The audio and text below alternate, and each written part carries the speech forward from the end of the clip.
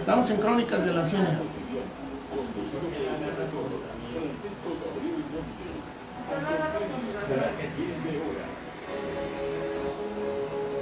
Ahí estamos.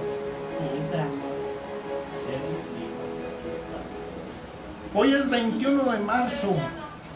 Hoy es un día especial en Zaguayo y en la región, principalmente en la zona de Quitupan, porque pues un día como hoy, pero del año de 1928, hubo una matanza aquí en Zaguayo. A 27 hombres los ejecutó el Ejército Federal. De eso vamos a hablar el día de hoy. Es parte de la cristiada, esta gesta heroica de muchos hombres y mujeres que dieron su vida por la defensa de la religión. Está conmigo y le doy la bienvenida nuevamente aquí a su casa Santiago Manso, el ingeniero Santiago, cronista de Zaguayo, que nos va a acompañar el día de hoy para hablar acerca de los 27 que mataron. Santiago, buenas tardes. Buenas tardes, maestro. Gracias por la invitación para abordar este tema tan interesante para la historia de Zaguayo y la zona ya de Quitupan también. Así es. Y pues uno de los que desafortunadamente la historia culpa sobre la muerte de estos 27 o el fracaso de ese combate ahí en la Cueva del Moral es, yo no lo digo, lo dice un historiador de Cotija, Guízaro Ceguera, dice que Celso cometió pues un error estratégico, Celso Valdovinos, y que a consecuencia de esa mala planeación, vamos a escuchar algún segmento en el cual se dice cómo fue esta situación. Pues se perdieron estas 27 vidas de una guerrilla que era de las más aguerridas, porque, como vamos a escuchar a este autor cotijense, decía que Celso era de los que toreaban al Ejército Federal o a los agraristas. Y bueno, pues hay muchas versiones, pero vamos a irnos a las fuentes y vamos a ver quién es Celso Valdovinos. Con Santiago estuvimos ahí con algunos de sus parientes, tuvimos la oportunidad de verlos y de platicar con ellos, y bueno, pues hicimos esta investigación el día de hoy. Vamos a ir al primer segmento para que escuchen ustedes. Celso Valdovinos tenía 50 años de edad cuando se metió a la cristiada, o sea que ya no era un chamaquito, ya tenía experiencia en eso de las armas, porque él fue villista en 1914 de las tropas de Prudencio Mendoza. Vámonos pues con este primer segmento.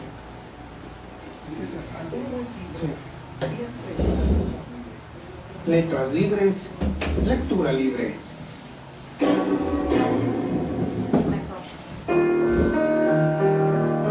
Celso Valdovinos fue un hombre que sin duda alguna marca un antes y después de la lucha cristera en la región. Hay mucho que escribir de este guerrillero que hizo estragos en las filas agraristas principalmente, y también en los encuentros guerrilleros contra los federales.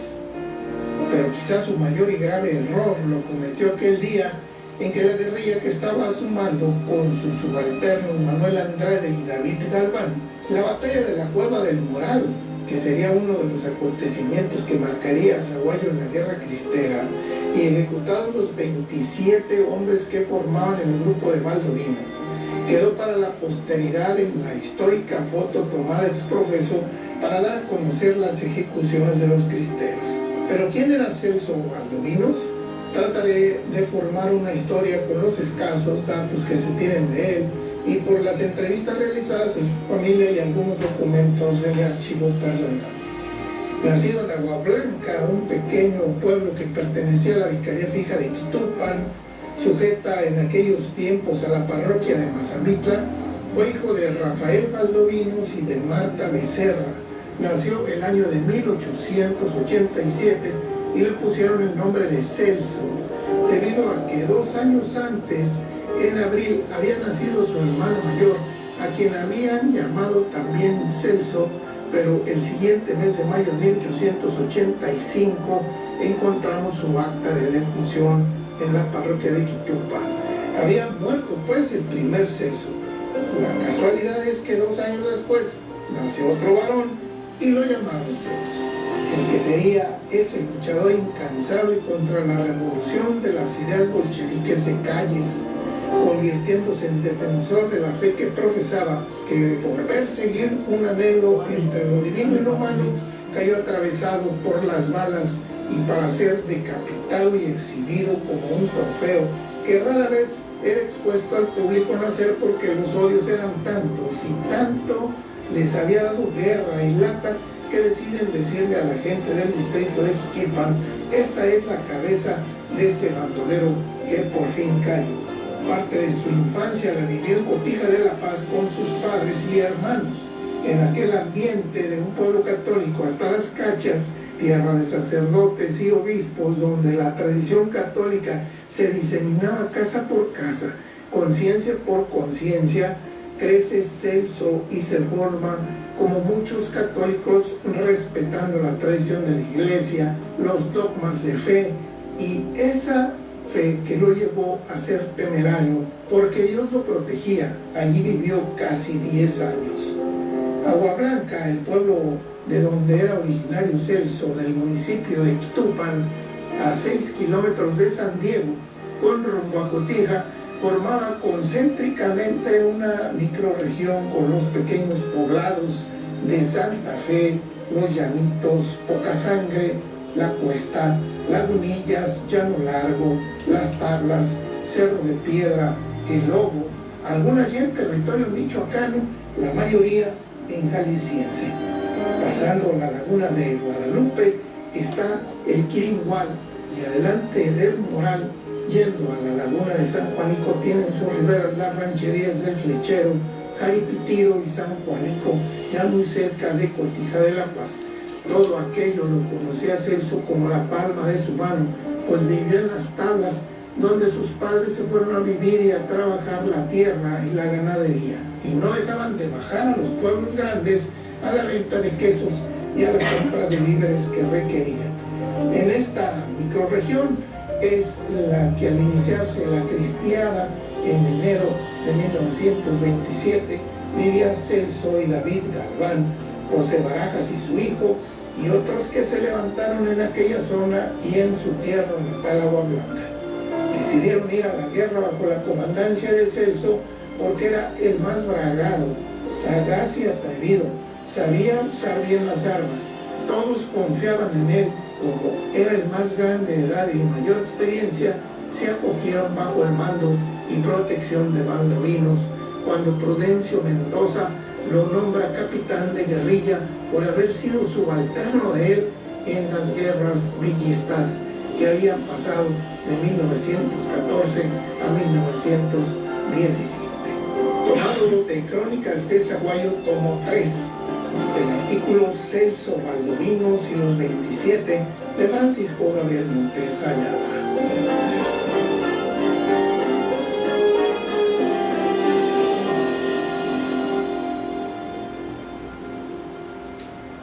Pues esto es lo que escuchamos de este primer segmento. Ahí está la historia de Celso.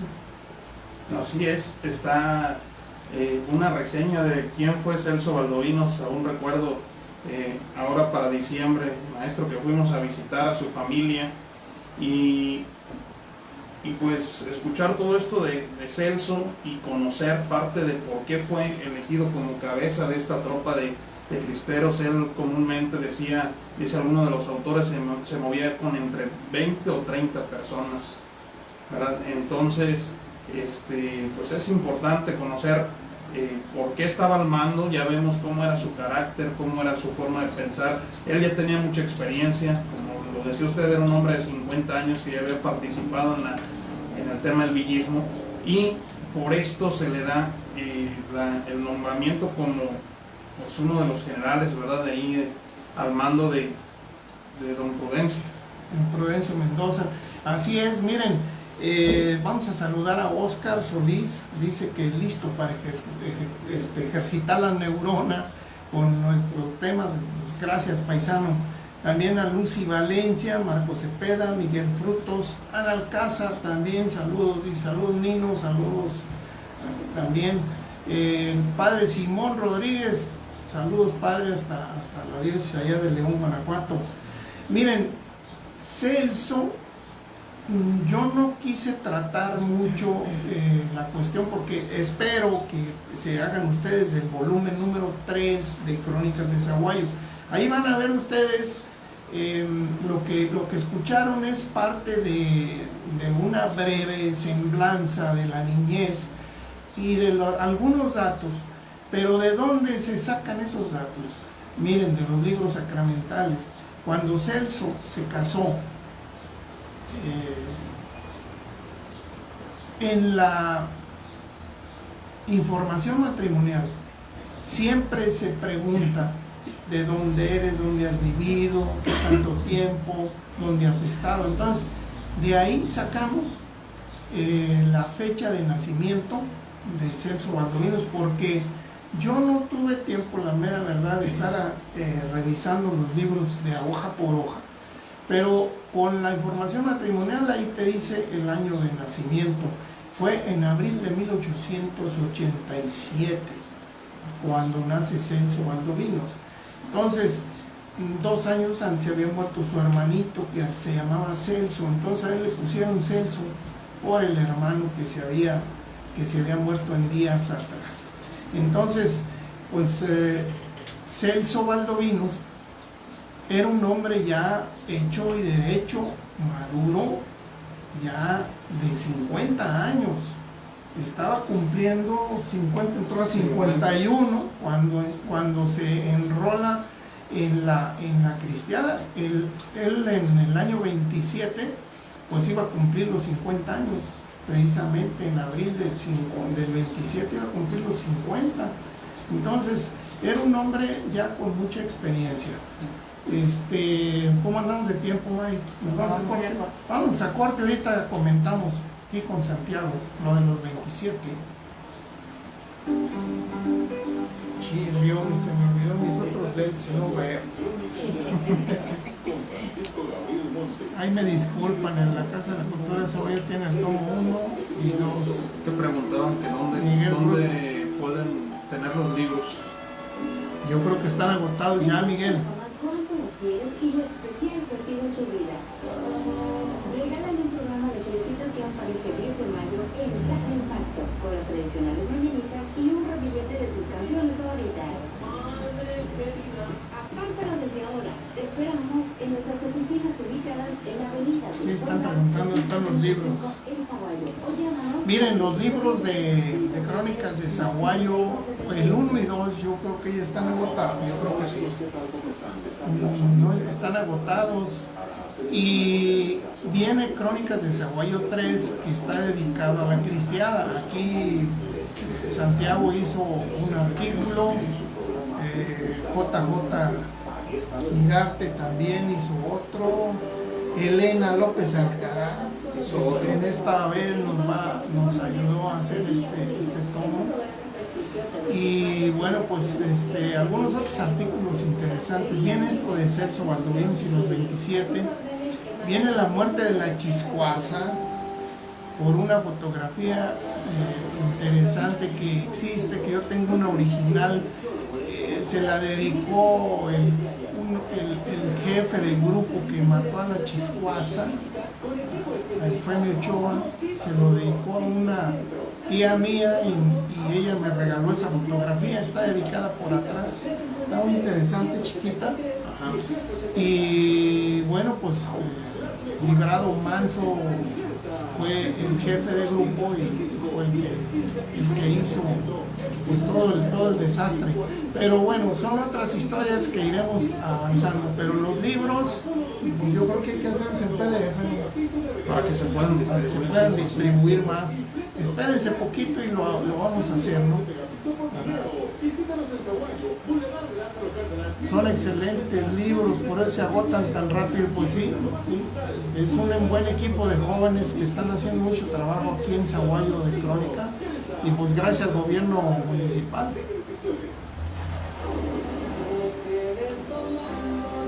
música favorita está en Radio Impacto, la fábrica de los éxitos. Marca al 353 53 214 50 y solicítala.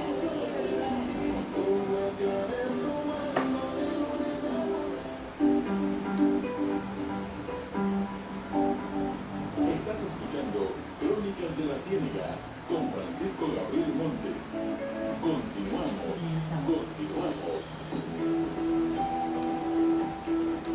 Gracias, estamos de regreso en Radio Impacto 1450.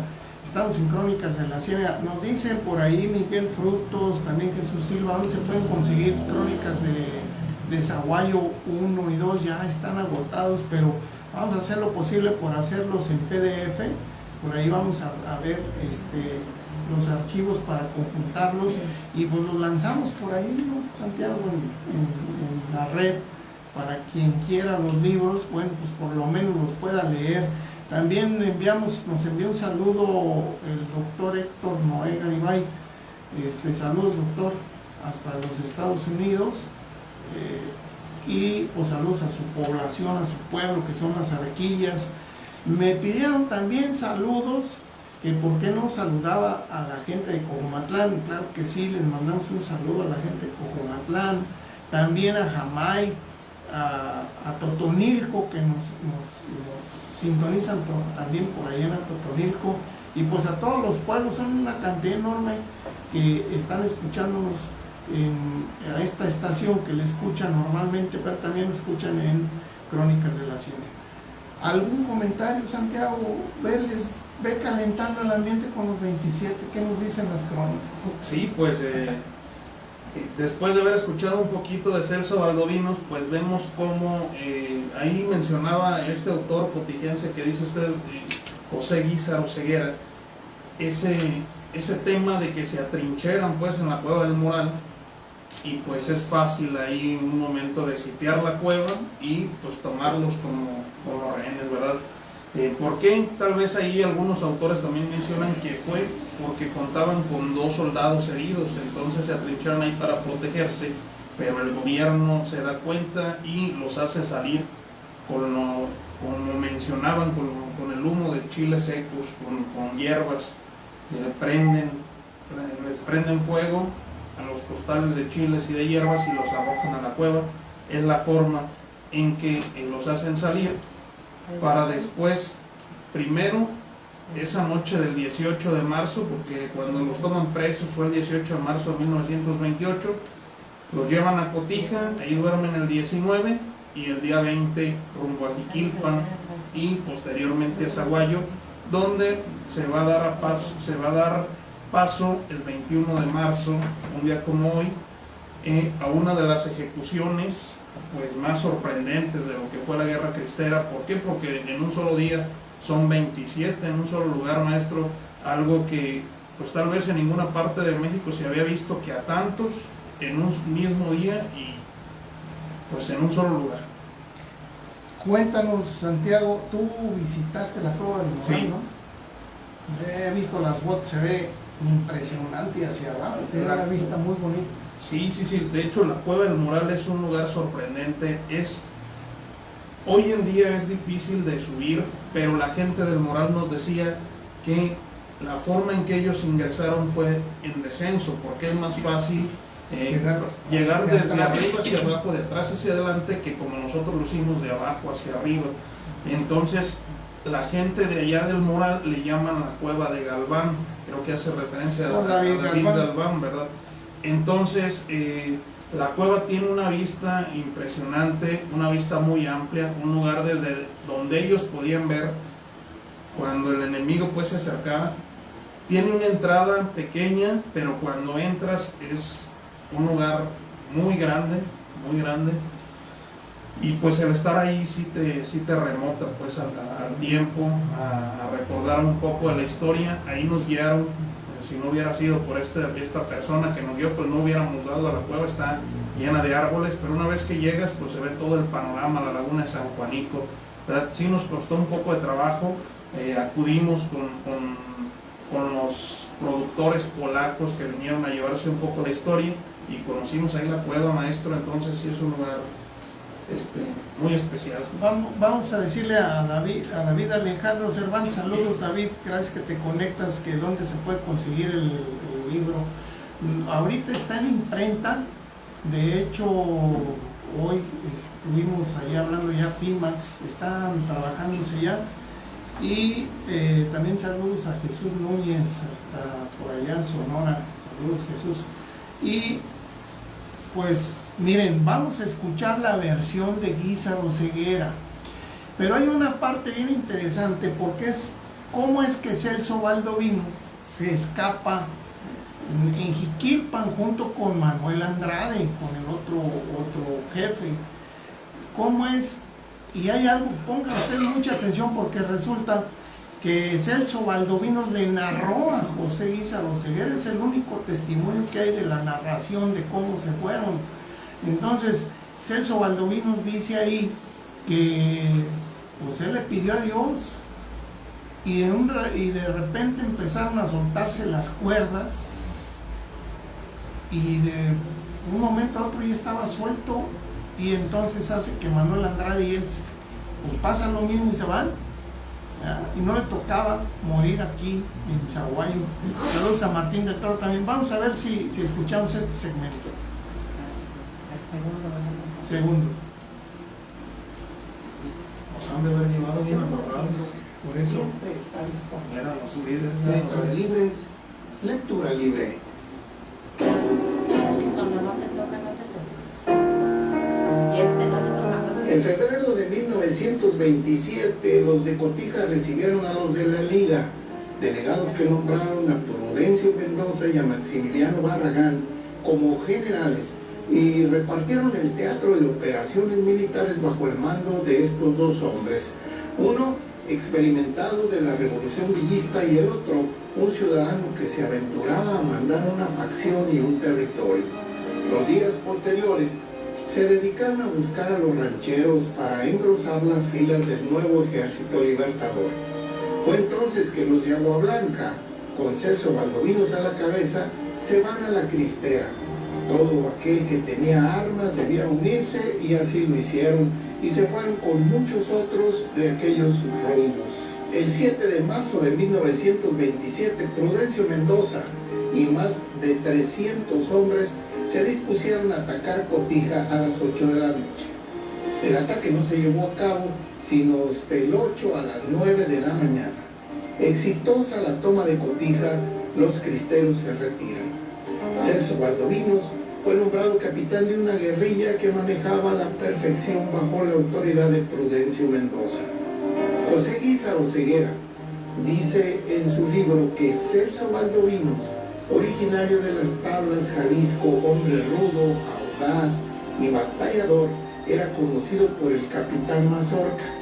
El autor del apodo fue el padre Gabriel González, fino humorista que las pescaba al vuelo. El mote quedó a la medida del sujeto, ya que sus dientes blancos y salientes se asemejaban a grandes granos de maíz calicó. Se dice que Celso militó primero en las filas de Prudencio Mendoza y después en las fuerzas cristeras del general Luis Guízar Morfín. Lo acompañaban, dice Guízaro Ceguera, de ordinario 30 a 40 hombres, todos muy bravos. Su temperamento sanguíneo lo llevaba a estar siempre en movimiento. Para él, la guerra era cosa de sangre y fuego. Para sus enemigos, él fue en un ángel exterminador. Su deporte favorito era poner emboscadas a los federales, o cuando menos torearlos, como él decía. Con sus astucias de ranchero logró algunos éxitos. Celso traía en su grupo gente muy conocida de él, hombres de su entera confianza.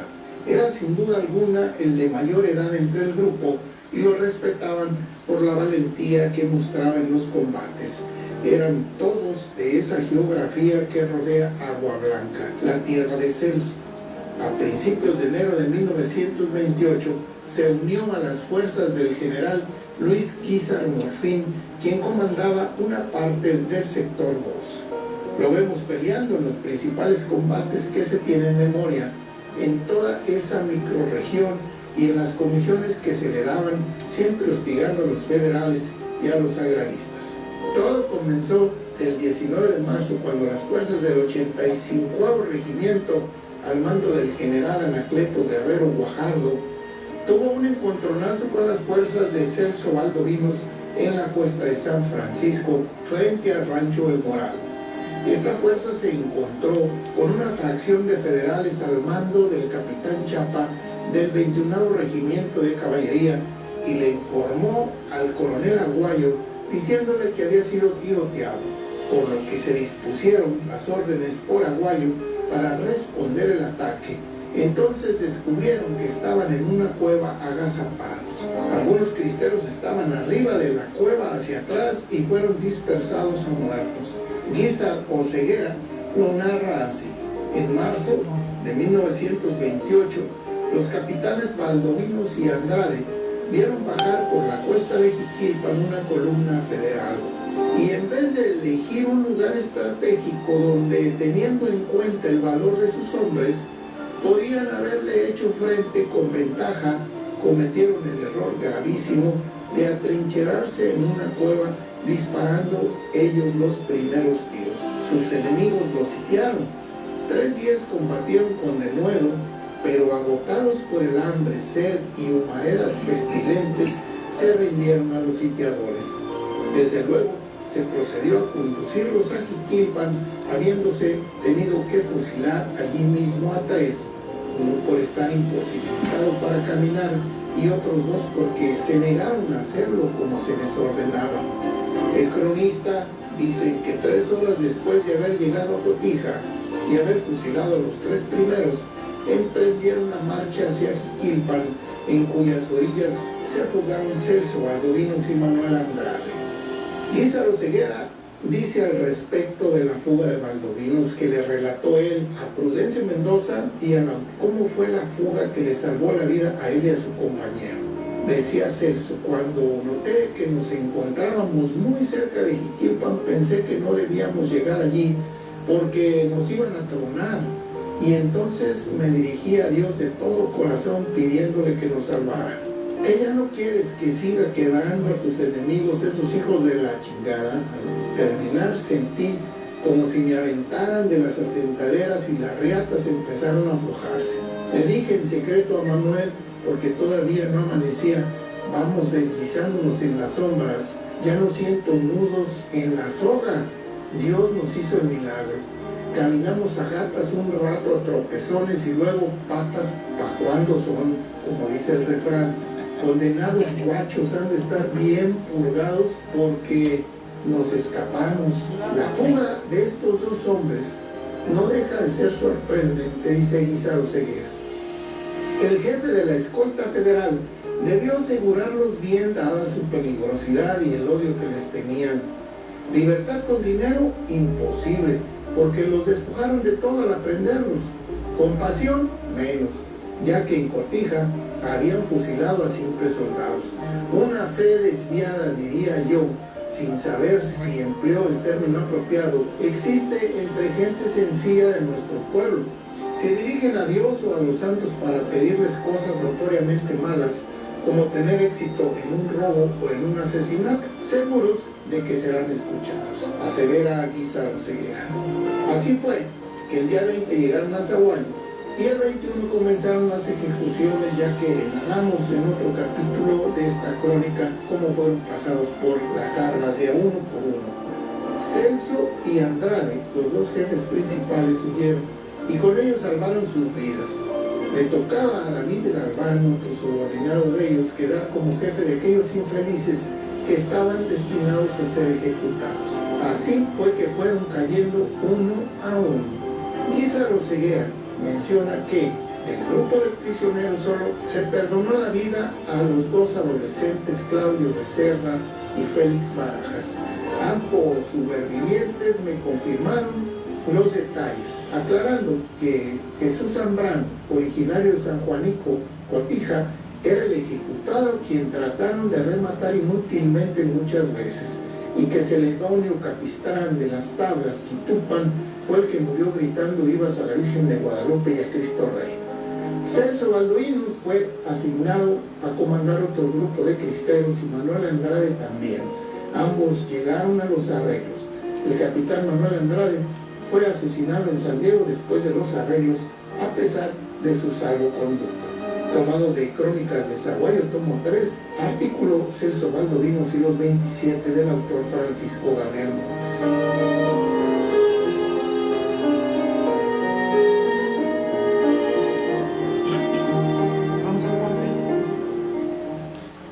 Vamos a corte y regresamos en un momento. La música se disfruta mejor en Ahí está el que remataron como 7 veces. Sí hablan de él. Capistrán. Jesús Zambrano. Jesús Zambrano fue el que... Para toda la familia desde 149 pesos de contado. Además, encontrarás juguetes para playa y alberca, así como bloqueadores solares y productos para el cuidado de la piel. Encuentra todo para tus vacaciones en tienda en Coppel.com y la app Coppel. Mejora tu vida. Coppel.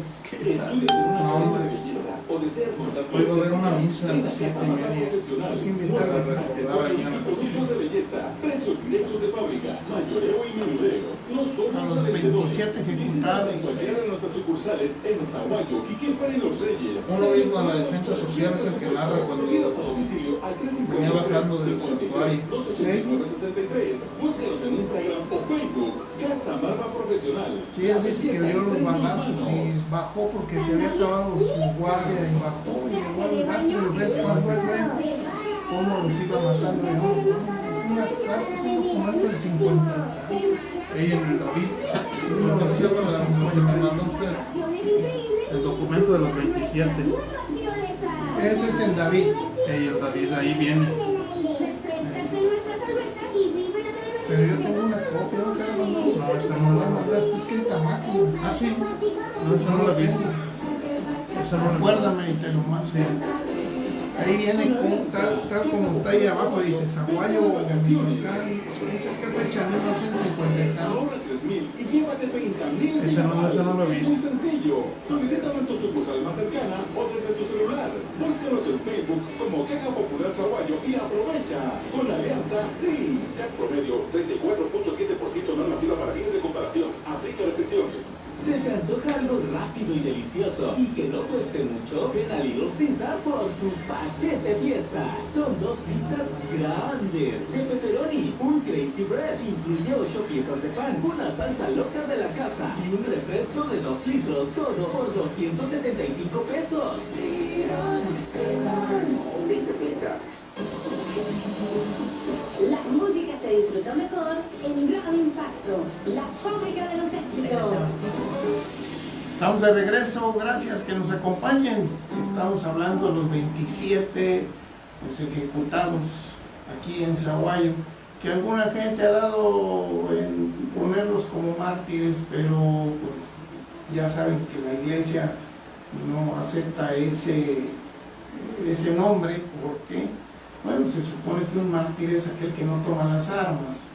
Entonces, si estos muchachos estaban en una balacera donde pudieron ver matado a una gente, pues obviamente no son mártires, ¿verdad? Son, pues hay algunos como la Guardia Cristera que los nombran héroes defensores de la fe, pues hay quienes dicen mártires, pero bueno, eso es lo de menos. La situación fue que estos 27 hombres pues, fueron cruelmente ejecutados. Santiago. Así es, pues es una historia, como usted lo menciona, sorprendente, que se da un día como hoy, hace 96 años, y bien estábamos oyendo cómo se escapa Celso Baldovinos, ¿verdad? Y cuando llegan aquí a Zaguayo, pues viene lo que la gente contaba, pues lo que la gente ha dicho, lo que la gente del pueblo habla. Dicen que llegan y los encierran en el bautisterio. En el bautisterio, estamos hablando del 21 de marzo de 1928, justamente un mes, unos días después de haber estado ahí también José Sánchez de José Río, Sánchez, sí. ¿verdad? En el mismo lugar. Entonces, entre las 11 de la mañana y la 1 de la tarde, pues comienza la ejecución. Yo me preguntaba algunas veces que había leído los testimonios, ¿por qué los trasladan a Zaguayo? ¿Por qué no matarlos en Cotija o en Jiquilpan? Tal vez el tema era que Zaguayo era cuna de cristeros, Zaguayo era la efervescencia de cristeros, y el gobierno quería darles digamos, amedrentar a la gente, porque estos personajes los llamamos, en la Piedad del Pueblo los llama los mártires de Zaguayo, los 27 mártires de Zaguayo, pero ninguno era de Zaguayo, ninguno fue de aquí, nomás fueron ejecutados aquí en Zaguayo, ¿verdad? Y entonces, tal vez por eso los trasladan, para que aquí se haga esa matanza y la gente del pueblo pues tenga miedo y decida retractarse de lo que creía. Miren, es que yo creo que va a complementar mucho lo que dice Santiago. Un artículo que acabo de escribir ahí, va a ir también en Crónicas de Zaguayo 3, que se llama Zaguayo bajo fuego. Yo encontré documentación del gobierno federal en la cual en enero del 28 fue un mes donde las fuerzas federales y los agraristas les dieron duro, tan duro que el general Sánchez Ramírez, ustedes pueden ver documentos de Villamar, donde hay un ataque en Villamar simultáneo, en Villamar, en Jiquilpan y en otros lugares, y la entrada de los cristeros aquí a Zaguayo, donde pudieron llevarse armas, comida, no sé, frazadas, se llevaron muchísimas cosas, y eso está documentado. Entonces yo pienso que fue, si Zaguayo estuvo tan asediado y los combates, fíjense, los cristeros, cuando ustedes leen la documentación, ellos llegaban, lo más que llegaban era al santuario, Sí. porque ahí estaba un retén de la defensa social. Entonces, tú empiezas a ver telegramas en enero del 28 donde dice, es que los cristeros ya entraron, ya movieron, o sea, en una palabra, el último bastión que tenían los del gobierno fue el templo de Santiago. Desde arriba del templo estaban disparándoles a los cristeros, porque los cristeros llegaron hasta el centro de la población. Entonces, ¿qué hacen? Desalojan la presidencia municipal. ¿Qué hacen las tropas de Sánchez Ramírez? Pues entrar a todo el mundo, vio a sus familiares. Todo el mundo recogió un zarape, calzado. Sí.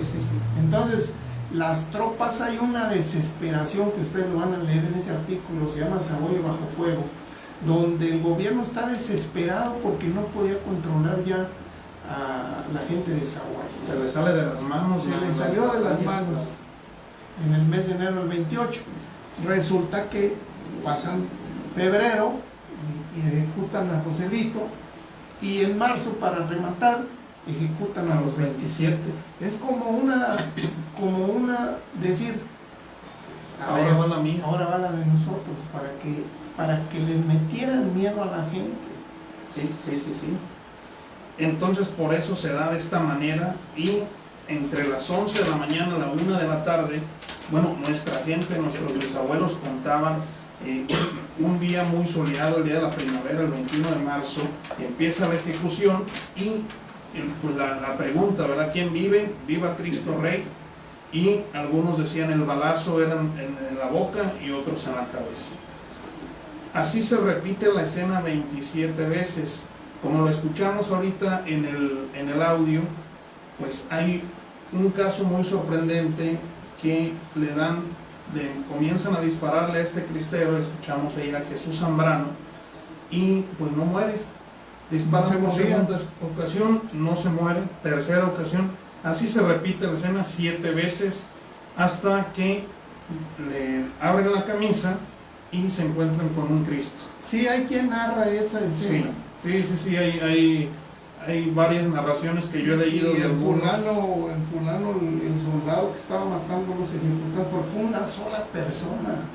O sea, fue un militar, uno solo, mató a todos. A todos. Entonces, ese dijo, y este hijo de ¿por qué no se muere pues? ¿Sí? Y lo destapan y le quitan el Cristo y en ese momento muere, ¿verdad? Otro tema interesante, otro dato interesante, que no hay una formación de cuadro, no es un fusilamiento, no se da formalmente, sino que así nomás, simplemente los empiezan a matar, los colocan en el piso con boca arriba y se toma la famosa fotografía que hemos visto. Ahí estaba ¿quién? Pues estaban los 27 tirados, estaba al centro David Galván, a un lado Claudio Becerra, que en ese momento contaba con 16 años, ¿verdad? Y también estaba Félix Barajas, justamente Félix Barajas. ¿Qué sucede? La gente del pueblo comenta que cuando muere el último, empieza una tormenta fuerte, una tormenta como jamás se había dado en la historia del pueblo. Un caso muy extraño, porque era el día de la primavera, de repente estaba el sol y de repente empieza la tormenta, ¿sí? El agua empieza a lavar la sangre de los 27 y enfrente del templo pues están las jacarandas a todo lo que dan, como las vemos ahorita, y empieza el aire a soplar y cubren los cuerpos de los cristeros. Esto estamos hablando del año del 28. Para la gente de entonces pues fue una interpretación de que Dios ya los había recibido. ¿Qué sucede después? El gobierno dice: déjenlos, que la gente tome escarmiento, que vean qué les va a pasar si siguen defendiendo. Pero dicen nuestros abuelos, dice, a la gente le daba más valor. En lugar de darles miedo, pues les daba más valor, ¿verdad? El gobierno decide enviar a las carrozas de la basura pues a recoger los cuerpos. Que dice que era una troca, era una troquita, sí. Ya. Y los pasean por el pueblo y después los traen al panteón municipal. Una fosa común. Incluso hay testimonios que dicen que algunos todavía presentaban señales de vida. Iban vivos y así los entierran, así los sepultan. Tiempo después de que lo sepultan, hay alguien que decide ponerle árboles. O sea, hasta hace poco, hará algunos años, esos árboles fueron talados. Eran 27 árboles, ahí donde ustedes, si vienen al panteón y ven donde está la tumba de Joselito, ahí ese camino también era la fosa común.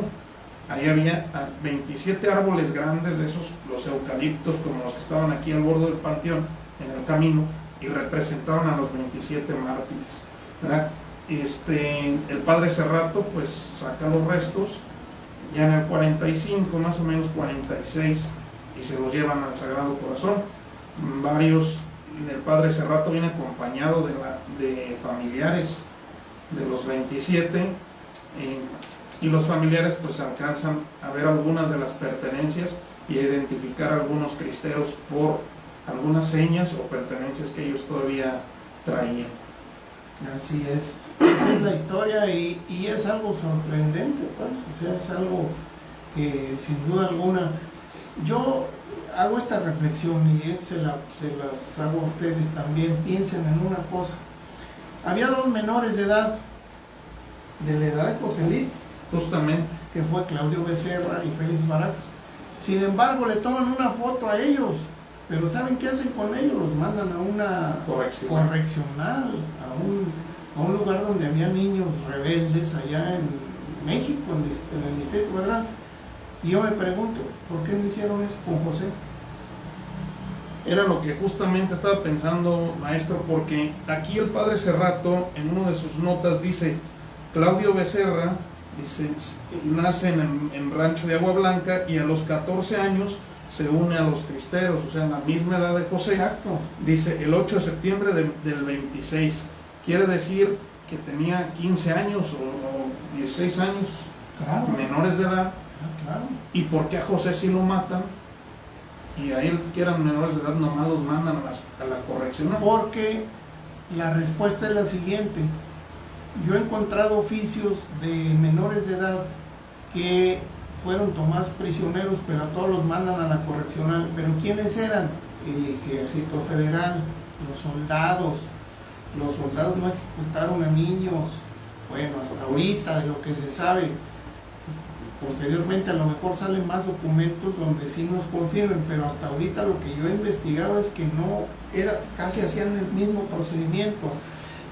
Hay informes de niños que agarraron, por ejemplo, en el Wirio, y ahí habla de un chamaco que agarraron y dice va a ser puesto a disposición de las autoridades competentes.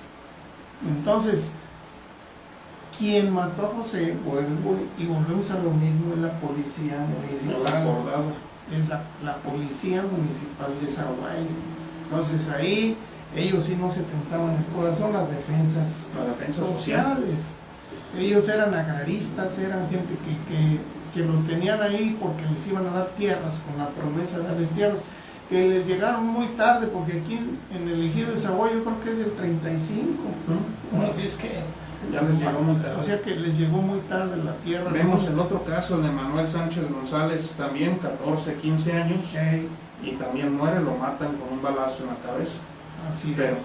¿verdad? Entonces, aquí vemos cómo ellos los mandan a un recluso, a una correccional, pero después va a venir este muchacho Claudio Becerra a dar el testimonio. Él se escapa de la correccional y viene a contar lo que sucedió con sus amigos.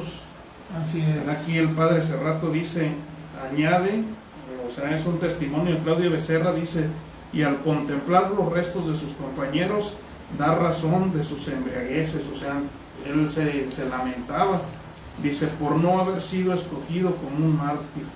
Y él es el mismo quien hace esta declaración. Es que para él vio las ejecuciones y luego todo mal lo toman ahí en una fotografía que por cierto es de la Foto Guerrero. Foto Guerrero, justamente. Es de don Clemente Guerrero, este gran fotógrafo zaguayense, que fue quien documenta algunas cosas de la cristiana, los colgados, los fusilados, los ejecutados estos, y pues algunas otras fotografías del general Sánchez Ramírez de las fuerzas cristeras. Entonces, tanto les fotografiaba a los federales como les fotografiaba a los cristeros, porque bueno, los federales a fuerzas tenían que ir a hacerlo. Vamos a enviar saludos a Enrique Cepeda, a Javier Adame, a Isabel Ochoa, a Raúl Montaño. Gracias que nos estén acompañando en este programa. Mari, ¿cómo andamos de tiempo? Faltan 8 minutos. Faltan 8 minutos. Entonces, el día de hoy va a haber una misa en la parroquia de Santiago, ¿verdad? Así es, la vanguardia de los vasallos de Cristo Rey, pues cada año realiza una conmemoración a los 27 cristeros fusilados ahí en el atrio de la parroquia, y pues hoy a las 7:30 de la noche se celebrará esta misa en la parroquia de Santiago para recordar la matanza de los 27 mártires, como los llama la piedad del pueblo. También comentarles, los restos de los 27 pues están en las catacumbas del Sagrado Corazón de Jesús. La gente que nos escucha, los días santos, que es el Jueves Santo, el Viernes Santo, las catacumbas estarán abiertas al público para que vayan a visitar este lugar histórico donde descansan los restos de muchos cristeros. Ahí también los 27 mártires, los colgados de la calzada, don José Sánchez Ramírez, ahí estuvo Joselito y una gran cantidad de cristeros, Amado Ceja, el primero en morir. Entonces es una oportunidad para que visiten este lugar histórico de Zaguayo, que estará abierto el jueves y viernes de la Semana Santa, jueves y viernes santos. Muy bien, dice Oscar Solís, muy buen programa, felicidades a ti y a todo tu equipo. Claro que sí, aquí Santiago pues es bueno para esto, es su tema favorito, ¿verdad, Santiago? Así es. Es investigador de la cristiada, Santiago.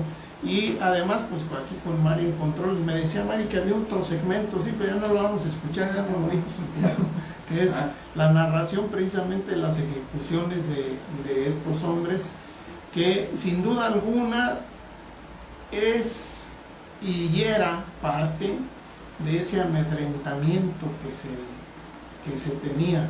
Raúl Montaño también nos dice que muy buen programa, muchas gracias. Saludos, Raúl. Siempre es muy interesante el tema de la cristiada, y más cuando, bueno, pues nos ponemos e investigamos. Santiago por su lado, él ha recabado muchísima información, Y acá nosotros desde el punto de vista gobiernista, desde el punto de vista de documentación de la defensa nacional, pues también concordamos en muchas cosas que sin duda alguna pues van a ser la historia de la cristiada en Zaguayo.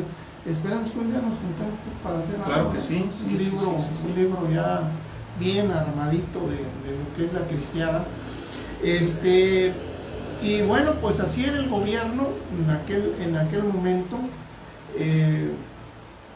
Fíjense que el año 28 fue muy especial porque también aquí hubo las cuestiones estas que estamos narrando, pero es el año en que matan a Obregón. También. Entonces, algunos días pasados ya que tengamos, miren, tengo pendiente el último programa de La Palma, de Jesús, tengo uno de Cojumatlán, que vamos a hacer algo de Cojumatlán, acercándose la fiesta del 3 de mayo, vamos a hacer algo para Cojumatlán, pero antes en abril, hay algo que celebrar en abril de la cristiana, no me acuerdo ahorita. No, ¿verdad? No. Pero vamos a ir haciendo programas de la cristiana porque ha habido un avance en las investigaciones.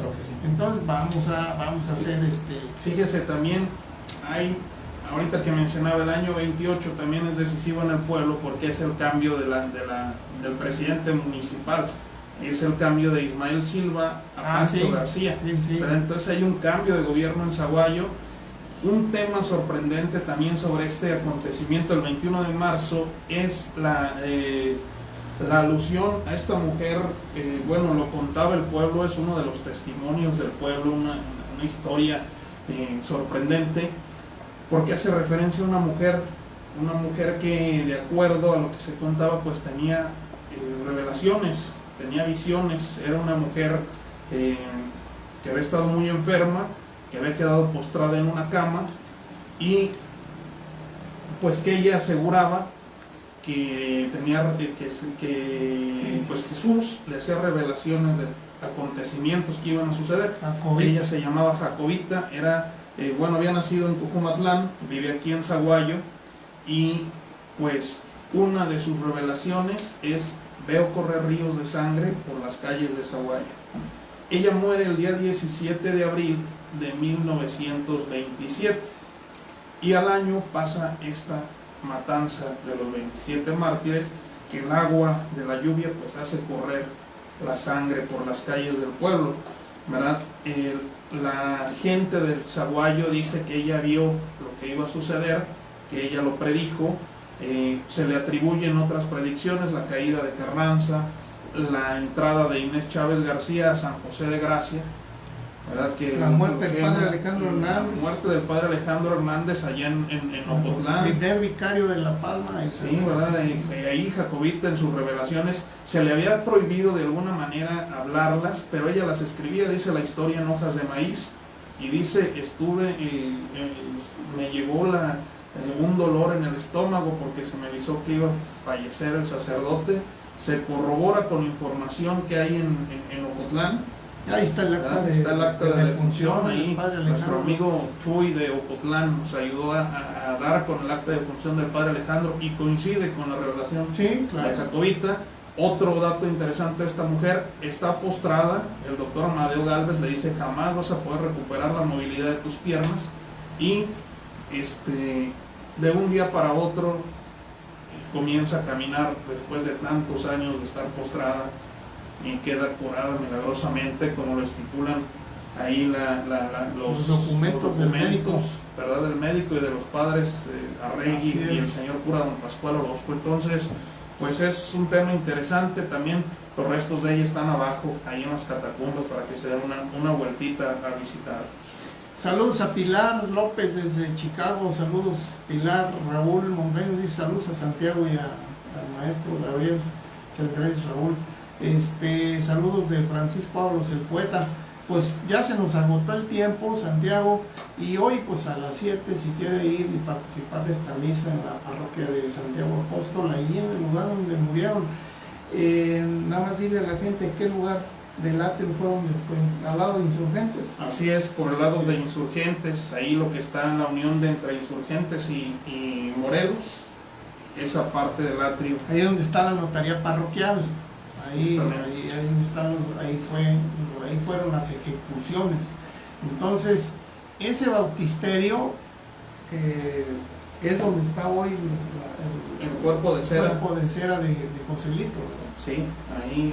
También son cosas históricas que conviene que cuando venga usted a Zaguayo pues pase.